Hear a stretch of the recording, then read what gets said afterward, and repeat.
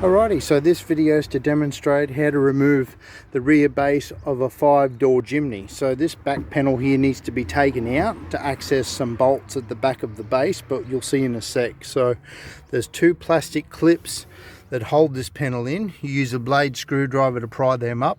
I've already undone it for the sake of the video. Grab hold of this panel and pull it out. As you can see now, you've got the naked bodywork. There's two 10mm bolts that undo. So tip the seat forward when actually undoing it to give you more access with the ratchet and socket. Now at the front of the base, you grab hold of the base both sides and pull it up and it unclips. I've actually undone this one for the sake of the video, but see the metal clip there goes into the plastic guide at the bottom either side.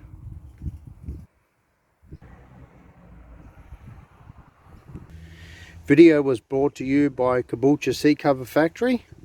With all of our seat covers we manufacture and send out via mail, we supply PDF fitting instructions that were emailed to you so you know exactly how to fit your custom made seat covers made and supplied by us.